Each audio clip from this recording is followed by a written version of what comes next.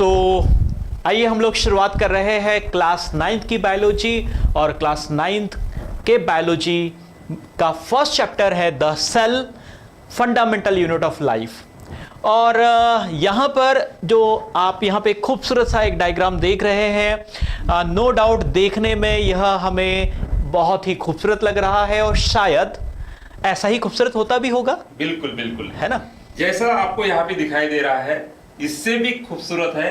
अभी तो ये शुरुआत है, सिर्फ आपको एक इमेजिनेशन की सेल क्या होती है, जैसे सर ने लिखा है व्हाट इज सेल, सेल क्या है। हाँ। शुरुआत यहीं से करते हैं कि सेल क्या होता है। हाँ, तो जैसा कि यदि हम लोग जानते हैं कि जो यहाँ पे जो सब्जेक्ट है वह है बायोलॉजी, और बायोलॉजी में हम जिस चीज की स्टडी करते हैं वह होते हैं लिविंग बीइंग, है ना? जितने लिविंग बीइंग्स है ना, है ना, लिविंग बीइंग्स की स्टडी हम लोग जो है बायोलॉजी में करते हैं। तो कहीं ना कहीं यहाँ पर यही सवाल भी आ रहा होगा या यही प्रश्न उठ भी रहा होगा कि क्या लिविंग ऑर्गेनिज्म जो होते हैं वो क्या सेल से मिलकर बने होते हैं? ऐसा कुछ ना कुछ मन में जरूर सवाल आ रहा होगा। तो इसका जवाब क्या होगा? हाँ, कि जितने भी लिविंग ऑर्गेनिज्म है वो किससे मिलकर बने होते हैं? सेल से ही मिलकर बने हुए होते हैं। और इसीलिए शायद बायोलॉजी में हम लोग सेल की स्टडी कर रहे हैं, या हम ऐसा कहें कि सेल की स्टडी आगे बढ़ के कहीं ना कहीं बायोलॉजी की स्टडी में कन्वर्ट हुई है। इनकी कोई ब्रांच भी होती है जहां सेल की स्टडी करते हैं? हाँ, बिल्कुल बिल्कुल। जैसा कि हम जानते हैं कि बायोलॉजी, जितने भी लिविंग ऑर्गेनिज्म है उनकी स्टडी बायोलॉजी कहलाती है, लेकिन बायोलॉजी अपने आप में क्या बहुत ही वास्ट है।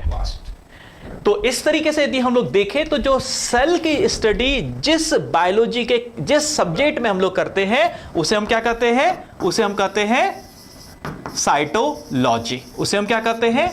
उसे भी एक ब्रांच है। हाँ, जिसमें हम सेल की स्टडी करते हैं। हाँ, तो आप यकीन मानिए कि यह जो चैप्टर है वह बहुत ही इंपॉर्टेंट है बायोलॉजी के हिसाब से, और कहीं ना कहीं जैसा इसका नाम ही है कि cell fundamental unit of life, तो कहीं ना कहीं जहां पर भी लाइफ है वहां सेल जरूर रहेगी।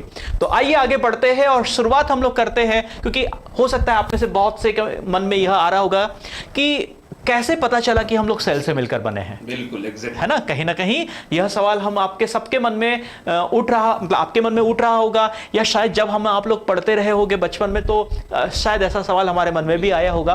तो आइए हम लोग सबसे पहले देखते हैं कि ये जो सेल है ये शब्द कहां से आया, ये जो सेल है इसके बारे में इतनी हमें जानकारी कैसे मिली, या क्यों इसे हमें पढ़ने की जानना जरूरी है सभी बच्चों के लिए।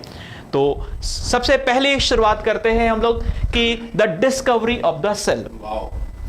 तो जैसे ये ब्लैक एंड व्हाइट है, क्योंकि वो जमाना भी शायद ब्लैक एंड व्हाइट का ही रहा होगा।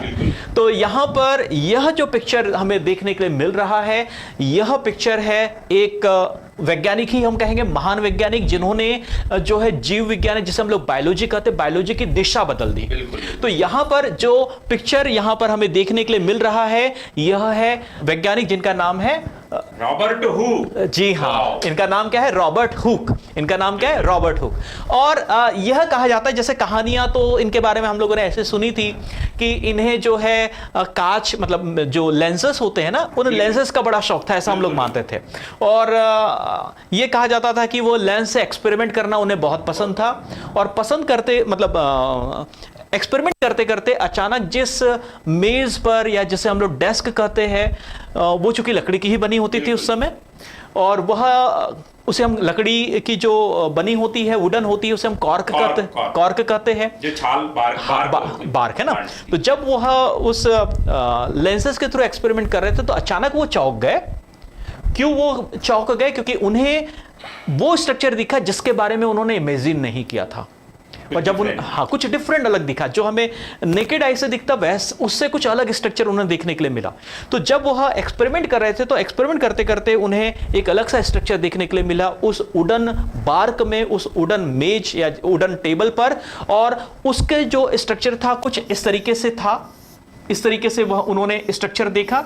और इस तरीके का जो स्ट्रक्चर था इसी स्ट्रक्चर को, चूंकि ये छोटे छोटे रूम जैसे है, रूम जैसे, स्मॉल रूम्स जैसे स्ट्रक्चर देखे, यानी जस्ट जो हम लोग मधुमक्खी का छत्ता है, जैसे हनी, हाँ हनी बी जैसा, यहाँ पे चूंकि ब्लैक एंड व्हाइट है तो थोड़ा सा उतना अच्छे से नहीं दिख रहा होगा, लेकिन इस तरीके के यह जो रूम नुमा या जो रूम लाइक स्ट्रक्चर जो उन्हें दिखे थे, इसी रूम लाइक स्ट्रक्चर को उन्होंने सेला कहा था। उन्होंने क्या कहा था?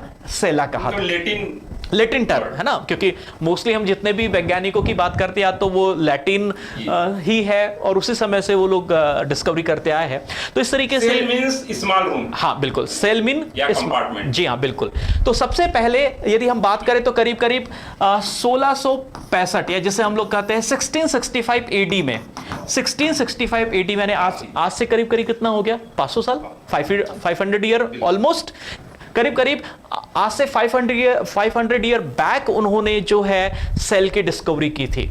और ये जो माइक्रोस्कोप यहाँ पे दिखा है, ये शायद इन्हीं के द्वारा बनाया, बिल्कुल बिल्कुल, यह माइक्रोस्कोप इन्हीं के द्वारा बनाया गया होगा। और मेरे ख्याल से उसके बाद से जो है जो पूरा वर्ल्ड है, पूरा जो साइंटिफिक वर्ल्ड है, उसका जो क्या कहना चाहिए, विजन कहना चाहिए, वो पूरा बदल गया। क्योंकि उसके पहले हम लोग केवल और केवल ग्रॉस चीजें, वो चीजें जो हम लोग नेकेड आई से देख सकते थे, उन्हीं को हम लोग मानते भी थे, उन्हीं पर हम लोग यकीन भी करते थे। लेकिन शायद इसके बाद से तो पहली बार तो इन्हें भी अपनी आंखों पर यकीन नहीं हुआ होगा, ऐसा मुझे लगता है। तो इस तरीके से जो है रॉबर्ट हुक जो थे, इन्होंने सेल की डिस्कवरी की। लेकिन जब हम कॉम्पिटिटिव एग्जाम, जैसे हम जानते हैं कि कई बार 10th के बेसिस पर और 12th के बेसिस पर भी कॉम्पिटिटिव एग्जाम आता है, तो वहां पर कई बार ऐसे कंफ्यूजन क्वेश्चन आते हैं कि सेल की डिस्कवरी किसने की। तो जहां तक डिस्कवरी का सवाल है, तो वहां पर एक नाम और आता है, और वो नाम क्या है? और ये नाम है जिन्हें हम लोग कहते हैं लीवेनहॉक, है ना। यहाँ पे देख सकते हो आपकी, इनके और इसमें ज्यादा अंतर नहीं रहा होगा, लेकिन ये कलरफुल है, इनके लिए बड़ी कलरफुल है। क्यों कलरफुल है? क्योंकि इन्होंने लिविंग सेल, ये माना जाता है कि लीवेनहॉक ने अप्रॉक्स 1674 में, अप्रॉक्स 1674 एडी में जो एक पॉन्ड वाटर था, तालाब का पानी था, उसमें से कुछ उन्होंने सैंपल निकाला, और शायद इन्होंने क्या इनका माइक्रोस्कोप यूज किया था क्या? हाँ, इन्होंने इनसे डेवलप था। हाँ, तो अच्छी टेक्नोलॉजी। तो ये माना जाता है कि जो लीवेनहॉक है, इन्होंने मोर एडवांस यानी कंपाउंड, जैसे हम लोग कंपाउंड कहते, कंपाउंड माइक्रोस्कोप के हेल्प से उन्होंने वही माइक्रोस्कोपिक स्ट्रक्चर देखने की कोशिश की। लेकिन वो बहुत लकी थे। क्यों लकी थे? क्योंकि इन्होंने डेड कॉर्क, इन्होंने क्या किया था? इन्होंने डेड कॉर्क यानी हम कहें तो डेड सेल, इन्होंने डेड सेल्स को देखा था, और इन्होंने क्या किया था? इन्होंने लिविंग सेल्स को देखा था, है ना। तो इन्होंने जब लिविंग सेल को देखा, तो इसीलिए जो है साइंटिफिक वर्ल्ड में या कॉम्पिटिटिव तरीके से जब हम तैयारी करते हैं, तो शायद हम यह कहते हैं the discovery of the cell, या the discoverer of the cell. लेकिन वहां पर हमें मेंशन करना होगा कि जब सेल की बात आती है तो रॉबर्ट हुक, और जब लिविंग सेल की बात है हाँ बिल्कुल। तो इस तरीके से इन्होंने जो है इनकी डिस्कवरी को आगे बढ़ाया।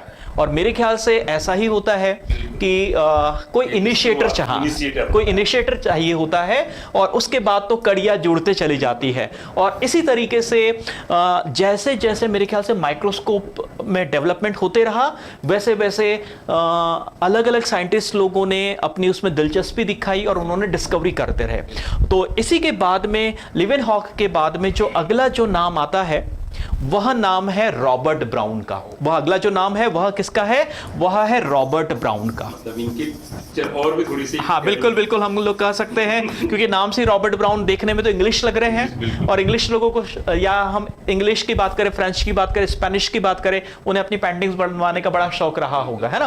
तो इस तरीके से रॉबर्ट ब्राउन, तो 1831 में इन्होंने शायद सेल के अंदर का एक और बहुत ही महत्वपूर्ण जो ऑर्गेनल है, बहुत ही महत्वपूर्ण स्ट्रक्चर है, वह डिस्कवर किया। और वह क्या था?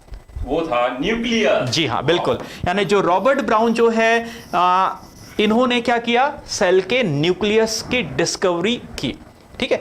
और इस तरीके से यदि हम लोग देखें तो यहां तो केवल हम लोग बहुत ही कम डिस्कवरी के बारे में पढ़ रहे हैं, लेकिन यदि हम जब साइटोलॉजी में पढ़ते हैं तो वहां पर हर एक सेल ऑर्गेनेल, मेरे ख्याल से हर एक सेल ऑर्गेनेल जो है उनसे जुड़ी हुई सारे डिस्कवरर के बारे में हम लोग। सेल ऑर्गेनेल्स होते कहां, जैसे हाँ। बात हो रही है कि सेल ऑर्गेनेल्स की खोज अलग अलग साइंटिस्ट ने की, हाँ। तो एक आपने न्यूक्लियस की बात की, क्या इसमें अदर और भी सेल ऑर्गेनेल्स होते हैं? बिल्कुल, क्योंकि जैसे यदि आप भी लिविंग है, मैं भी लिविंग हूं, कहने के लिए तो मैं सिंगल एंटाइटी हूं, आप भी एक सिंगल एंटाइटी है, लेकिन यदि हम इंटरनल ऑर्गन को देखें तो हमारे बॉडी के अंदर डिफरेंट टाइप के ऑर्गन्स होते हैं, है ना, डिफरेंट टाइप के ऑर्गन सिस्टम होते हैं। वो डिफरेंट टाइप के ऑर्गन सिस्टम डिफरेंट टाइप के ऑर्गन से मिलकर बने होते हैं। ऑर्गन किससे मिलकर बना होता है? टिश्यू से। टिश्यू किससे बना होता है? अल्टीमेटली सेल से। और सेल भी किसी चीज से मिलकर बना होगा। जैसे हाँ, जैसे हम लोग केमिस्ट्री में कहते हैं कि केमिस्ट्री में जो एटम है दैट इज अल्टीमेट एंटाइटी, लेकिन बाद में हमें पता चला था कि वो इलेक्ट्रॉन, तो ठीक इसी तरीके से तो जो सेल ऑर्गेनेल है, ये सेल ऑर्गेनेल सेल के अंदर प्रेजेंट होते हैं। तो यहां पर अभी हम लोगों ने बहुत ही ब्रीफ और थोड़े में हम लोगों ने थोड़ा सा सेल के डिस्कवरी के बारे में पढ़ा है। आगे बढ़ते हैं और अब हम लोग देखते हैं कि what are different types of cell. तो जब हम लोग माइक्रोस्कोप से मेरे ख्याल से गहराई से जब देखने की कोशिश करें तो शायद ऐसा होता है कि हमें वैरायटी के सेल्स देखने के लिए मिलते हैं। मतलब ये तो बहुत ही उन्नत टाइप की जो माइक्रोस्कोप होते हैं, यानी कंपाउंड माइक्रोस्कोप। जी हाँ, बिल्कुल, यानी कंपाउंड और कंपाउंड के बाद में जो है 20th सेंचुरी में जब इलेक्ट्रॉन माइक्रोस्कोप, जी हाँ, इलेक्ट्रॉन माइक्रोस्कोप जब खोजा गया तो उसके बाद से यानी यहां पर यह हर एक जो स्ट्रक्चर जो हम लोग देख पा रहे हैं, इसे उस इलेक्ट्रॉन माइक्रोस्कोप के थ्रू देखना बड़ा आसान हो गया। तो आइए अब हम लोग आगे बढ़ते हैं और देखते हैं कि what are different types of cell.